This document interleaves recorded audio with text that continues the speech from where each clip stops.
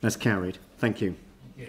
All right, so now moving to the next closeout report, the Town Hall Capital Project closeout report. So, Alistair, welcome to the table. This has been to the Audit and Risk Committee prior to coming here. Alistair will take some commentary from you, and then I might just invite Sam to make any brief remarks he wants to make as Deputy Chair of the Audit and Risk Committee, and then we'll move to questions. Yeah, I just had to come up after following up in a while, and I got told sidelong that I wasn't going to get a round of applause. So I'm in quite a negative state at the minute. So yeah. So this is a closeout report, and it is final. It's been a long journey, so I'll just give you a very brief overview, which is in the closeout report, the Town Hall rebuild. I don't think I need to talk to the project purpose and background, but we all know that it was an iconic heritage project. Repair and return it to service to meet its current functional requirements, and recognise that its heritage status was at the forefront of that. We all know the earthquakes badly damaged it, and we know that the council resolved in mid-2015 to fully restore the Town Hall. And in 2018, we also decided to put the new Christchurch Symphony Orchestra building in place of the Cambridge Room and the Ron Ball studio. The project benefits, we've acknowledged that we've met those needs, which was 100% of the new building standard was achieved. We've upgraded the structural, the acoustic, the fire, the mechanical and electrical services, and with this repair has extended the building's lifespan for a further 50 years and beyond. We recognised its iconic heritage status, and we've met the key functional requirements for the heritage building. So all of those were a big yes, and that included adding the additional CSO building. We believe we've met the needs of the business case, which were around livable cities, strong communities, healthy environment and prosperous economy. I'm not going to talk about good governance, because that changed. Project budget summary. We originally started with a 127,500 million, and we've ended at 164,842,564, which is the end figure and final figure. You'll see through the change summary process, we've gone through the appropriate process. We've got the appropriate resolutions noted in the report, and then there is a wee table talking about the spend against the project budget and what it was against. So we've included all of those budgets. We've included the project timeline summary, the baseline completion dates versus the actuals. We've just put in some health and safety and environmental targets, which is around the worker hours on the project across the multiple years, and you'll see the increase up to 1 million people on site with quite a low LTI of 14 injuries, which are lost time injuries. Project documentation is filed and sealed in our TRIM storage system, and the final part, project final status summary, is the sustainability elements. And again, you just asked a question around sustainability, and it's fair to say there are some.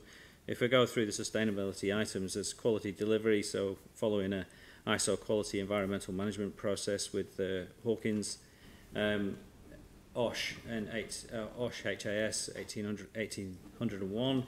Health and safety standards were met. Energy efficiency by using ground source heat pumps. The use of a BMS system for the town hall operations, which has increased the efficiency. Air handlers, which were fitted with VSD, so variable speed drives, which also is around efficiencies. The maximising natural light, double glazing, LED lighting. The Ferrier fountains now on a closed loop system, which is basically using less potable water and is managing the quality of that water that's in there as well. Ground source meets the needs of the greenhouse gas emissions. It's a great system. It's a system that we've been monitoring now for two years and working with ECAN on the way that we re-inject back into the source. Solid waste reduction has been a big thing for the town hall with regards to how they manage the actual construction and the construction capability, but also the management of the heritage project products that we've been put into storage and then reused. Adaptability, so we've enduring design for the projects made it adaptable for the future. We've just completed a purpose-built waste store, which was post-completion target, and that's been completed and is now in defects liability. The social responsibility aspects are around restoration of a significantly improved facility with accessibility is one of the forefronts of what we were trying to achieve in a 1970s building. The historical refurbishment and restoration has been captured through Dr. Ian Lockhead's book. We've got project conservators that are talking publicly around the conservation effort. The CSO has a new home, and that home is working really well for them. It's a restoration of an iconic building that in a tangible way reconnects with the city's past. Since February 2019 and opening, this was as per the timing of the creating this document, was 227 events with over 123,000 guests. And the last bullet there under social responsibility was around the restoration of the Christchurch Town Hall was a significant symbol of recovery for the city and has had a meaningful and genuine social impact on the community. From an economic perspective, consultant team, predominantly all New Zealand owned companies.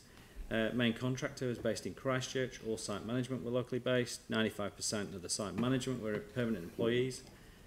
On the patronage, many of the guests will also be visitors to the region. It's had a positive impact on the local economy and accommodation and hospitality industries. Venues Otatahi sources its local procurement strategy through its local procurement strategy. 71% of all food and beverage now coming from the Canterbury region. I wasn't going to read any more than that on that particular one. The post-project review or lessons learned. We presented at the Audit and Risk Committee on the 16th of June, and there have been some substantial learnings from the way that this project went to market, has been delivered and is now completed. The final couple of items are around project final status summary, which is obviously all green. The project documentation is stored, and just a note there, the last of the subsequent stages of physical works was handed over on the 24th of January 2020, along with the full as-built and O&M information, and the defects period culminated on the 21st of December 2020. And that's me. I've finished my report. Great, thank you very much indeed. Sam, is there anything that you wanted to add just by way of a summary of the discussion or any outcomes from audit and risk? Yeah, I mean, Alice has covered obviously everything in the report. Probably the only two things that cropped up from us was just, and it's just something to bring up, obviously with Seymour approaching as well, is just that ongoing need to report through to governance and have that line of sight over it. That does seem to be one of the things that you know, we can improve on, and largely we have with a lot of the processes in place. I think, Andrew, as we talked about in the past, you know, obviously Seymour is going to come on a monthly basis to F&P, isn't it, for an update? Bi-monthly. Oh, it's going to come bi-monthly. Bi-monthly okay. in a formal separate report, but there'll be opportunity for briefings outside of that formal reporting as well. Perfect. So there'll be a good line of sight of it, because obviously that's our key project. And just the other one that the audit committee felt needed to be picked up, and Dawn's already working on it, is around that, the transfer of budgets within the capital program.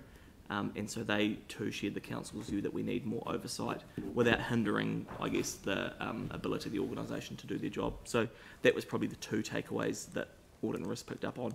And probably actually the final thing was noting that, you know, a lot of the recommendations Alistair has talked about are certainly well embedded within the organisation already. So it's been a good chance to reflect on it, particularly as we go into Seymour and, you know, even I guess a couple of the pools and that kind of capital program as well. So I think there was a high degree of comfort around it from Audit and Risk overall, noting there's probably a couple of things that during the review we could have picked up, but by and large I think it's pretty tidy. So that was about it.